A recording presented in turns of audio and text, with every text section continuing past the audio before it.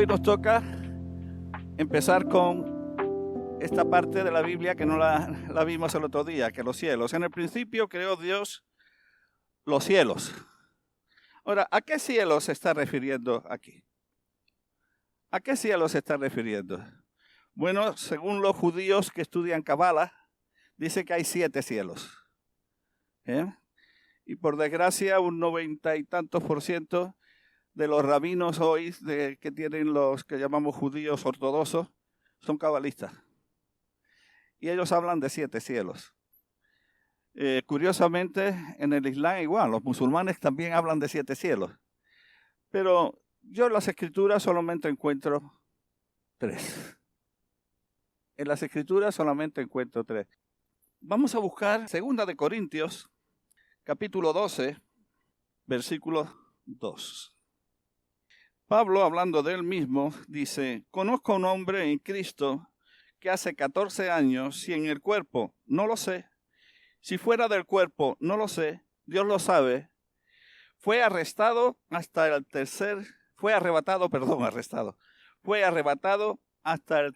cielo. Amén. ¿A dónde fue llevado Pablo? Pues al lugar que nosotros llamamos la morada de Dios, ¿verdad? Donde Dios tiene su trono. Donde Dios tiene su trono. Pero las Escrituras también habla de otros cielos. Génesis 1, versículos 6 al 8, dice: luego dijo Dios: haya expansión en medio de las aguas y separe las aguas de las aguas. E hizo Dios la expansión y separó las aguas que estaban debajo de la expansión de las aguas que estaban sobre la expansión, y fue así. Y llamó Dios a la expansión, como lo llamó, cielos. Y fue la tarde y la mañana del día segundo. Entonces, yo diría que esto sería quizás el primer cielo que nosotros podemos ver con nuestros ojos. Lo que nosotros llamamos la atmósfera terrestre, ¿verdad? Ahora, un poco más adelante, del versículo 14 al 19, y luego dijo Dios: haya lumbrera en la expansión de los cielos para separar el día de la noche, y sirvan de señales para las estaciones, para días y años. Ya sabéis, los moadín, ¿no? Y sean por lumbrera en la expansión de los cielos para alumbrar sobre la tierra, y fue así. E hizo Dios las 2 grandes lumbreras, la lumbrera mayor para que señorease en el día, y la lumbrera menor para que señorease en la noche. Hizo también las estrellas, y las puso Dios en la expansión de los cielos para alumbrar sobre toda la tierra. Así que aquí tenemos lo que yo llamaría, no sé, el firmamento, ¿verdad? Aquello que ya no se ve con nuestros ojos, que necesitamos telescopios muy, muy, muy especiales, pero que están ahí, que forman parte del cosmos que Dios hizo. Amén. Así que, ¿cuáles son los cielos que Dios hizo primeramente? ¿Cuáles son los cielos que Dios hizo primeramente? O aquí en el versículo 1. Yo francamente, hermanos, creo que debe ser la morada de Dios. Debe ser la morada de Dios. Vámonos a Job, capítulo 38. Job, capítulo 38. Y leeremos los versículos de 4 al 7. Ahí es Dios quien está preguntando a Job. Es Dios quien está haciéndole algunas preguntas a Job. El hombre no entendía todo lo que le había pasado. Sus amigos molestos, como él le llama, parece que sí lo entendían, pero tampoco. Y ahora es Dios quien está hablando. Y le dice: ¿dónde estabas tú? Versículo 4 del capítulo 38. Cuando yo fundaba la tierra. Házmelo saber, si tienes inteligencia. ¿Quién ordenó sus medidas, si lo sabes? ¿O quién extendió sobre ellas cordel? ¿Sobre qué están fundadas sus bases? ¿O quién puso su piedra angular? Ahora fijaos bien, este es el texto que quiero que os deis cuenta. cuando alababan todas las estrellas del alba y se regocijaban todos los hijos de Dios.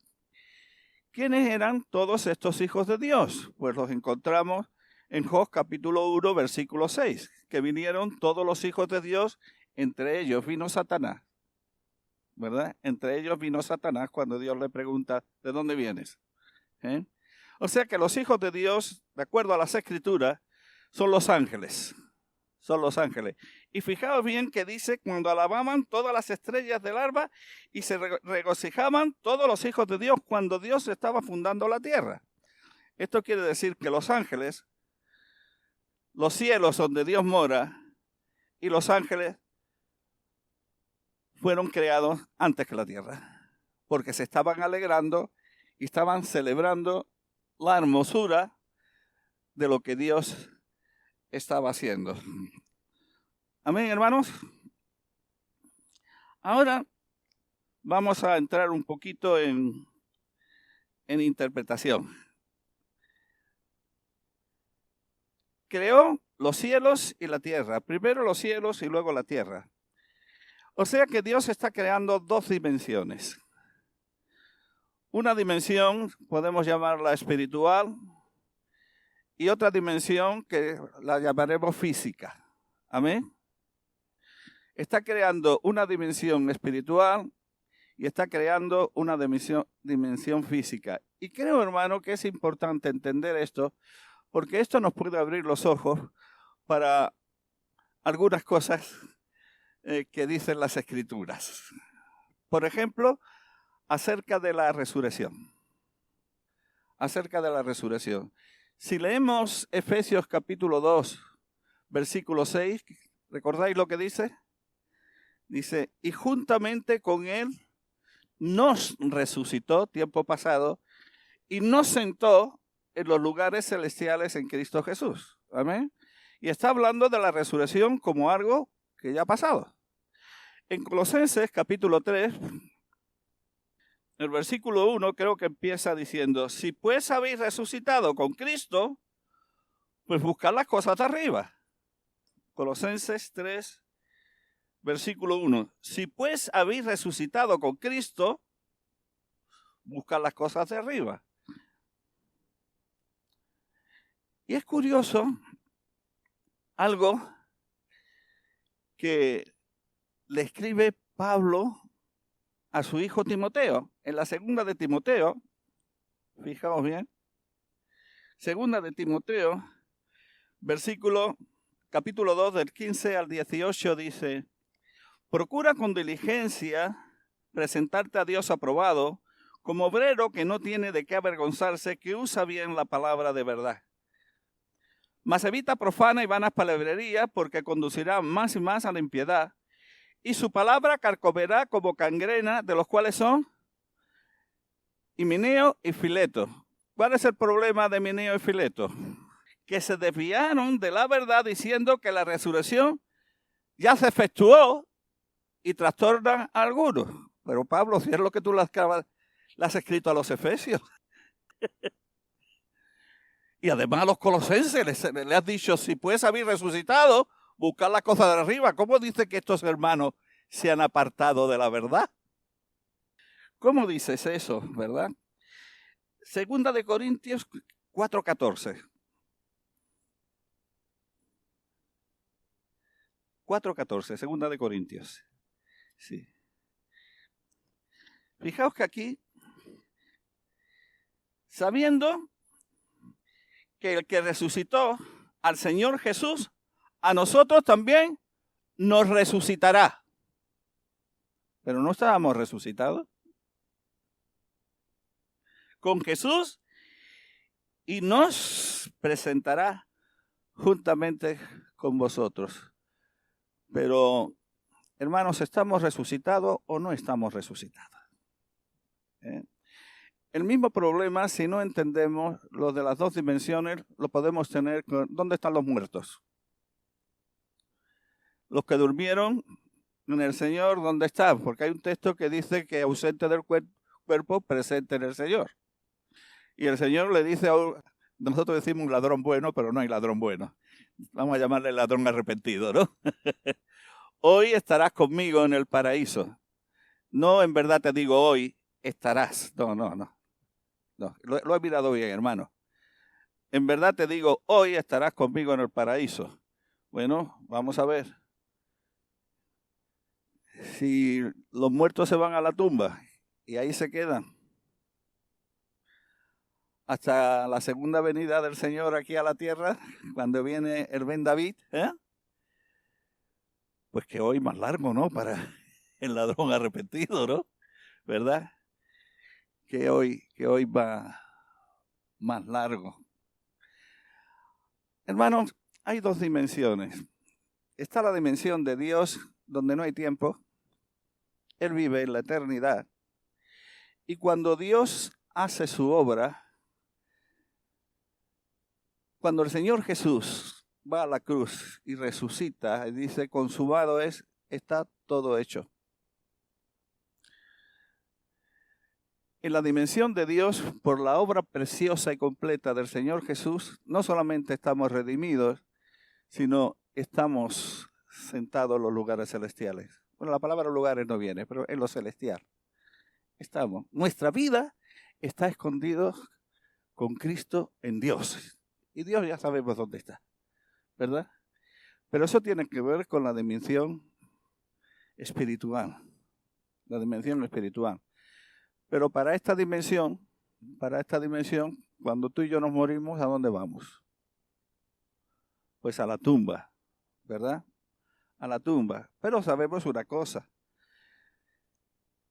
que es nuestro cuerpo el que fallece. Pero el mismo Señor Jesús dice, no temáis a los que matan el cuerpo, pues el alma no puede matar, ¿verdad? Y nuestros espíritus, ¿qué pasa con nuestros espíritus? ¿Qué le ocurrió al Señor Jesús? ¿Dónde fue su cuerpo? A la tumba, 3 días. Pero, ¿qué pasó con su espíritu? Padre, en tus manos encomiendo mi espíritu, ¿verdad? Digámosle Dios, el espíritu, aquel que dice la Biblia que es el Dios, el Padre, el creador de todos los espíritus, ¿verdad? Y luego, lo que llamamos el alma, hermano, lo que llamamos el alma, eso no pierde su conciencia. Eso no pierde su conciencia. Luego hay otras cosas que nos pueden servir mucho, eso entender las dos dimensiones, ¿verdad? Por ejemplo, y con una sola ofrenda hizo perfecto para siempre a los santificados. Estoy en Hebreos, creo que capítulo 10. No me recuerdo el texto ahora mismo. Con una sola ofrenda hizo perfecto para siempre a los santificados. Bien. Dice el apóstol Pablo, capítulo 3 de Filipenses, versículo 12. No es que yo sea perfecto, ni lo haya conseguido ya. Toma ya. Hebreo dice que con una sola ofrenda lo hizo perfecto. Y Pablo, en el versículo 12 de Filipenses, dice, no es que ya sea perfecto, ni lo haya conseguido. Y para más Henry, en el versículo 14, 2 versículos después, dice, y todos los que somos perfectos sintamos una misma cosa. Bueno, pero acabas de decir que no lo eres. Me estás liando, Pablo. Me estás liando. La verdad es que en hebreo es, con una sola ofrenda hizo completo para siempre a los santificados. En el versículo 12, Pablo está diciendo, no es que ya sea sin tacha, todavía hay tachas en mi vida. Y luego cuando dice, y todos los que somos perfectos, ahí la palabra es maduro. Y todos los que somos maduros sintamos una misma cosa. ¿Sabías tú que esa capacidad de estar unido en el mismo sentir con los hermanos es una cuestión de madurez? A más maduro en el Señor, más vida de Dios en nosotros, más unidad. Porque la unidad es la propia naturaleza de Dios. Dios es uno.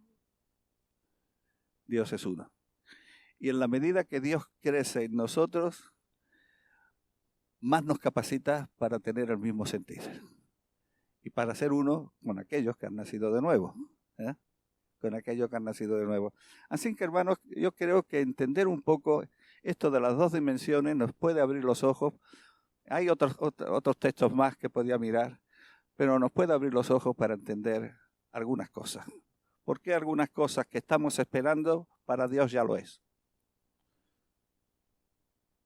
Nosotros lo estamos esperando, ¿verdad? El tema de la santificación, porque es verdad que santificar es apartar, pero para mí es algo más que eso. Es algo más que eso, porque hay, por ejemplo, los más apartados son los budistas, estos monjes que hay en el Tíbet, más apartados del mundo. Va a ser difícil apartarse, ¿verdad? No te pido, Padre, que lo quites del mundo, sino que los guardes del mal, ¿no? No, que no nos puede pasar como los monjes que para apartarse del mundo pues se fueron a unos monasterios y no se daban cuenta que el mundo lo llevaban dentro. ¿Eh? Y el mundo lo llevaban dentro, se lo llevaron al monasterio, ¿verdad? Así que santidad, santificación, para entender un poco mejor todo esto, nos viene muy bien saber un poquito acerca de las dos dimensiones. Amén. Así que volvemos al versículo 1 de Génesis. En el principio hará Dios los cielos y la tierra. Ahora, y la tierra la encontramos en, yo le llamo una situación de muerte. Dice, y la tierra estaba hayá, que significa llegó a ser, desordenada, toku, una cosa que no vale, que es vano, toku bohu, vacía. Vacía, y las tinieblas estaban sobre la faz del abismo, y el Espíritu de Dios se movía sobre la faz de las aguas.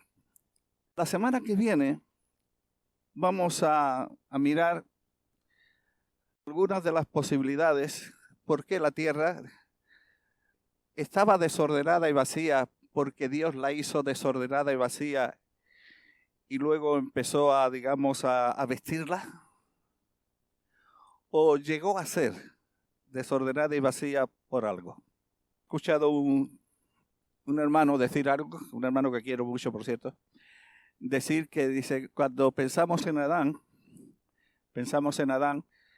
dice, no pensamos que Dios hizo un bebé y ese bebé fue creciendo, sino creó una persona adulta.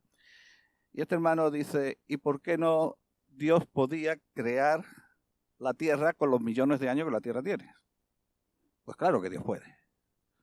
Claro que Dios puede. Que sea el estilo de Dios o no, y eso es otra cuestión, ¿verdad?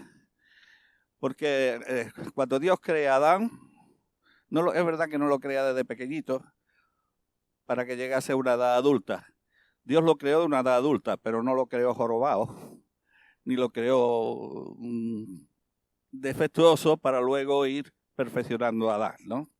Entonces, pero en eso quizás nos vamos a parar más la semana que viene, porque también la semana que viene yo quiero que veamos este capítulo desde el punto de vista de calidad de vida. Hermano, yo no pretendo que sepamos más de la Biblia, sino que vivamos más. No pretendo de que sepamos más de lo que la Biblia dice, sino que vivamos más lo que las Escrituras dice. Y entonces vamos a ver qué puntos, qué hace Dios para que nosotros tengamos calidad de vida como hijos suyos, como familia y como iglesia. Pero eso será la semana que viene.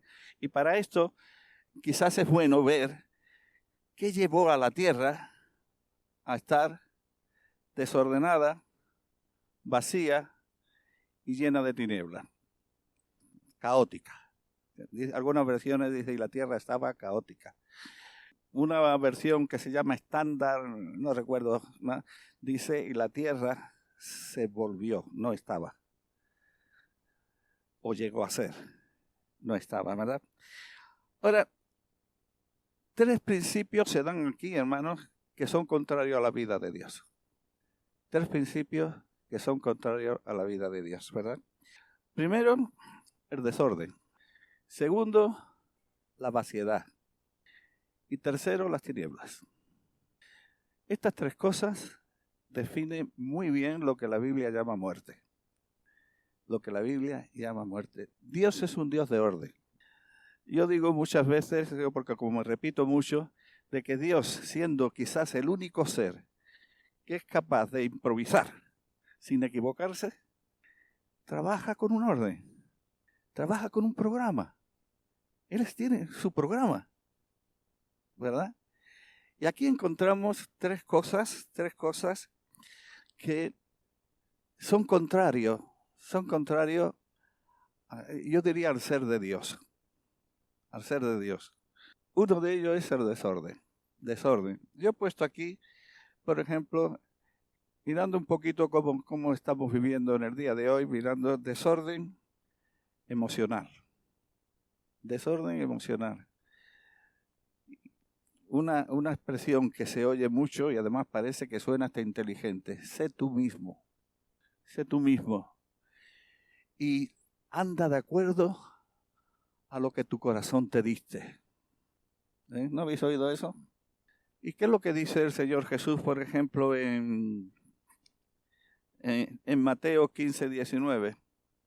¿Qué dice? ¿Qué es lo que sale del corazón? ¿Lo leemos? ¿Qué es lo que sale del corazón? Mateo, si alguien lo encuentra, por favor, lo quiere leer. 15, 19. Porque del corazón salen los malos pensamientos, los homicidios, los adulterios, las fornicaciones, los hurtos, los falsos testimonios, las blasfemias. Sí, mala cosa si somos guiados por lo que dice nuestro corazón antiguo. Gloria a Dios por el nuevo pacto y este corazón que ha puesto en nosotros, que es de carne, ¿no? Quitó el corazón de piedra y ha puesto otro, que es de acuerdo a su corazón, ¿verdad? Que es de acuerdo a su corazón. Pero si hay algo que define el mundo que nos rodea hoy, es precisamente un desorden emocional tremendo. También hay desorden de identidad. Desorden en quién soy yo, qué hago aquí, por qué estoy, a dónde voy.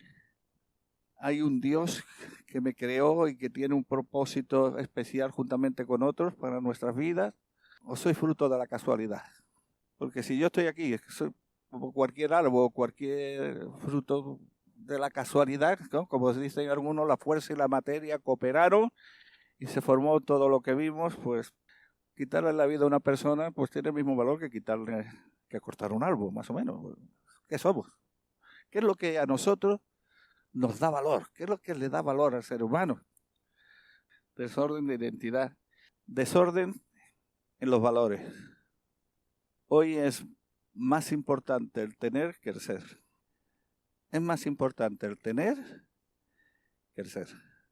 Y por tener se sacrifican aún las cosas que se supone que deberían ser más valiosas para nosotros. No se me olvida, y además me lo decía esta mujer con lágrimas en los ojos.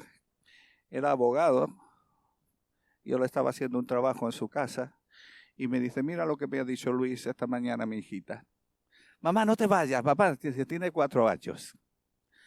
Mamá, no te vayas, pero hija mía, tengo que ir, tengo que trabajar, necesitamos dinero para la casa. Dice, ¿pero para qué? ¿Me vas a comprar juguetes? Mira, mamá.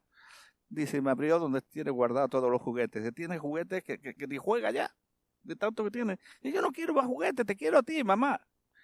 Dice, pero estoy metido en un engranaje de trabajo que no puedo dejarlo porque ya afectaría a otras personas, ¿no? Se lucha más por tener que por ser. Se le da más importancia y cuanto más hacemos eso, más despersonalizamos a la persona. Somos menos humanos y nos cosificamos, somos más cosas.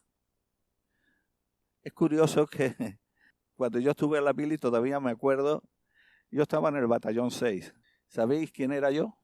Como un coche sea, era el 124.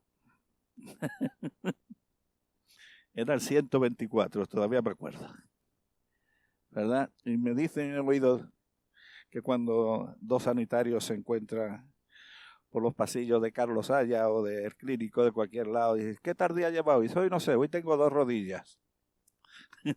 No a 2 personas le tengo que operar la rodilla, sino hoy tengo 2 rodillas y una cadera, ¿verdad? Hermanos, desorden emocional, ¿verdad? Desorden en los valores. Nos estamos cosificando. Pero la iglesia de Dios no debe ser así. El hermano o la hermana tiene que ser algo muy, muy, muy importante para ti y para mí. Desorden en la familia. padres de familia que no saben ser cabeza. Que no saben ser cabeza.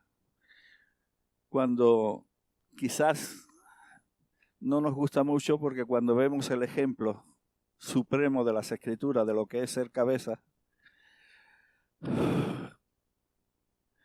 a mi carne no le gusta mucho. Estoy hablando de Efesios capítulo 5. Marido, amar a vuestras mujeres como Cristo amó a la iglesia y se entregó a sí mismo por ella, ¿verdad? Y me encanta porque ahí dice cuál es el propósito del matrimonio. Últimamente, cuando tengo la oportunidad de casar, bueno, o de ser testigo o ministro de culto, ¿no? Para casar algo hay tres cosas que me gusta recordar. Una de ellas es el amor que Dios ha dado es para vosotros, pero vuestro matrimonio no. Vuestro matrimonio es para Dios. Dios cuenta con vuestro matrimonio. Segundo, el propósito de el matrimonio no es tú para qué te casas, yo para ser feliz. Y cuando no seas feliz, ¿qué haces? Y cuando no seas feliz, ¿qué haces? ¿Verdad? El propósito del matrimonio es lo que el mismo Jesús explica, es santificar. El propósito del matrimonio es que Shari sea cada vez más santa. El propósito del matrimonio de Shari y mío es que yo viva cada vez más en santidad. Ese es el propósito. Y os aseguro que si Shari consigue eso y yo consigo eso, pocas cosas nos van a hacer más felices. Y tercera cosa, hermano, ser cabeza no es anular a la otra persona. Cuando en un matrimonio solamente se ve uno, es porque el otro ha sido anulado totalmente. Y eso es un desorden grande en la familia, ¿verdad?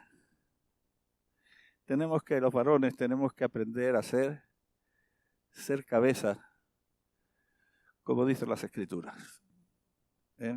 ¿Por qué? Porque cuando las mujeres notan que somos malas cabezas, entonces toman el mando. Bueno, esto lo estoy diciendo un poquito broma. Pero yo sí daría un consejo a las hermanas, ¿no? Madres que toman el mando y son guiadas más por las emociones que por la justicia. A veces he dicho, si Dios le hubiese dicho a Sara, coge a tu hijo Isaac y sacrifícamelo. ¿Qué pensáis? A ver, mujeres, ¿qué pensáis? Bueno, Sara era una gran mujer, ¿no? No vamos a ¿verdad? Pero fijaos bien, hermano, esto para mí es importante esto que voy a decir. ¿Qué hace una mujer cuando su marido es un pedazo de carne con ojos? Por el hecho de ser varón, aquí todo lo que él dice está bien, y porque muchas mujeres se ven obligadas, de cierta manera, a tomar las riendas de la familia, porque si no la familia se rompe. Porque el cabeza es muy cabezón, pero no sabe ser varón. No sabe ser varón, ¿verdad?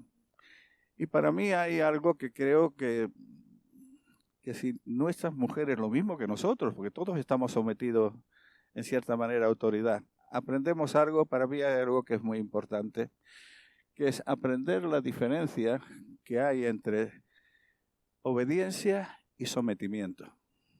La obediencia tiene que ver con la conducta y es menester obedecer a Dios antes que a los hombres. Cuando tu marido, tu jefe o quien sea te pida que hagas algo que es contrario a la voluntad de Dios, no tienes por qué obedecerlo. Pero que no obedezcas no quiere decir que eso cambia la actitud de tu corazón. El sometimiento no tiene que ver con la obediencia, sino tiene que ver más bien con la actitud del corazón. Un corazón que está sometido a la autoridad. Siempre que hablo de esto, me acuerdo de mi padre y cuento algo que me pasó a mí. Cuando yo me hice protestante, entre comillas, pues para mi padre no fue agradable porque yo para entonces era una persona alta. Ahora no, ahora me he quedado... Pero medir como medía 1,82 cuando yo fui a la mili. Creo que solamente había un vasco en mi batallón que era más alto que yo. Yo era el más alto de todos. Tenía cuerpo y la ilusión de mi padre es que yo fuese militar o policía armada o guardia civil, algo así, ¿no? Pero si me hacía protestante, ni podía ser policía, ni podía ser guardia civil, ni podía hacer nada de esto, ni siquiera entrar a trabajar en el ayuntamiento, vamos.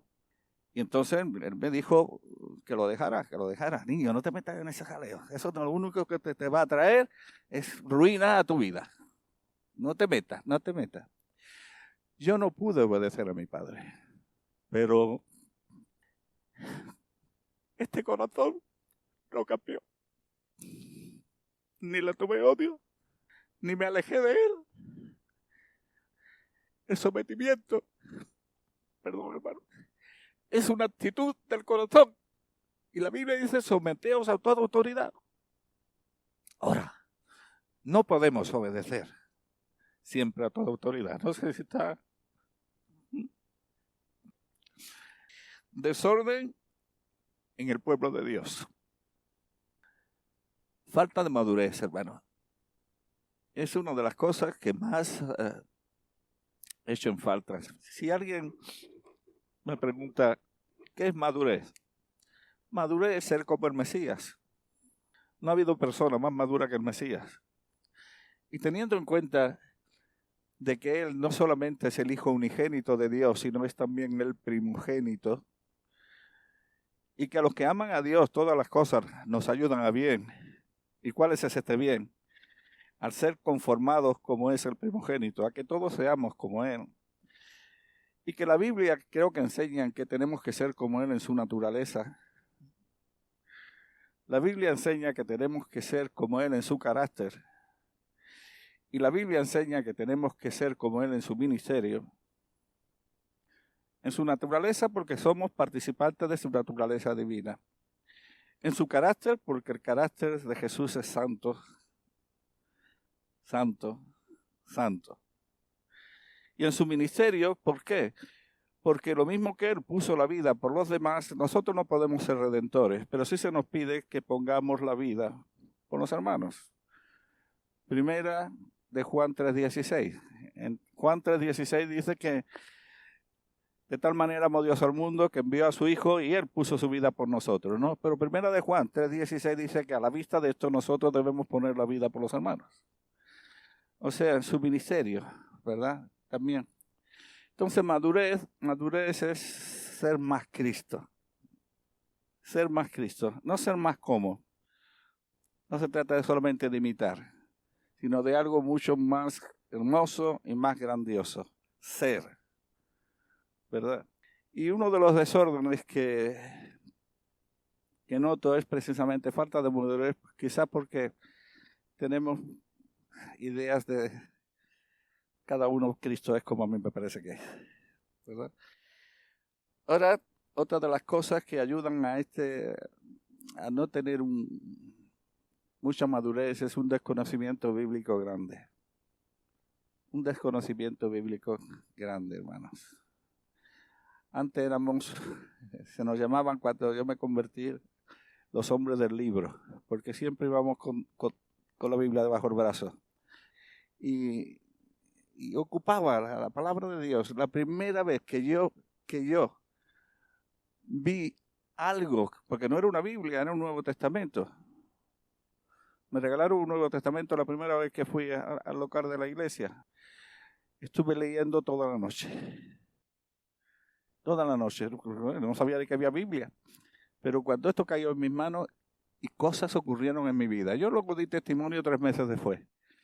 Pero la lectura de la palabra de Dios hizo que cosas ocurrieran aquí dentro. Toda una noche leyendo. Y leía muy despacio, no sabía ni leer. Pasar tiempo con la palabra de Dios y con el Dios de la palabra. Otra de las cosas, hermanos, que creo que también hay cierto desorden, es falta de edificación. Si yo te pregunto si necesitamos la luz en nuestra vida cristiana, tú me vas a decir que sí, ¿verdad? Y me vas a decir que la palabra de Dios es luz, y lleva razón. Lámpara es a mis pies tu palabra. Me vas a decir que Dios es luz. Amén. Me vas a decir que Jesús es la luz del mundo. Amén. Pero Jesús dijo, vosotros sois la luz del mundo. Y resulta que no hay nadie como tú. En todo el universo no hay nadie como tú. O sea que para edificar esta congregación, lo que tú tienes, solamente lo tienes tú. No hay nadie que tiene lo que tienes tú. Solamente tú lo tienes. Y cuando nos damos cuenta de esto, hermanos, y nos prestamos a la edificación, a estar el uno al lado del otro, el oírnos el uno al otro, el ayudarnos, lo que es estar edificado, como dijimos el otro día, hermano, un ladrillo, yo sé lo que es la edificación, yo sé que un ladrillo allí no sirve para nada. Y también sé que un almacén donde venden materiales, por ejemplo, aquí tenemos, ahora se llama otra vez, Bricomar. Ahí tienes ladrillo, tienes azulejos, tienes cemento, pero no es un edificio. No es un edificio. Un edificio es cuando cada material está puesto en su lugar. Y ese es nuestro trabajo. Y cuando maduramos, esto se convierte en nuestra prioridad. ¿Por qué? Porque es la prioridad de Dios. Ahora ya mi salvación está muy bien, mi santificación está muy bien, y la deseo, la anhelo, la quiero. Pero lo que Dios desea, lo que Dios quiere, que Él se está preparando a su esposa, eso es primero para mí. Si he madurado, eso primero para mí. Amén. Así que hemos llegado hoy hasta el desorden. Luego nos queda el vacío y las tinieblas.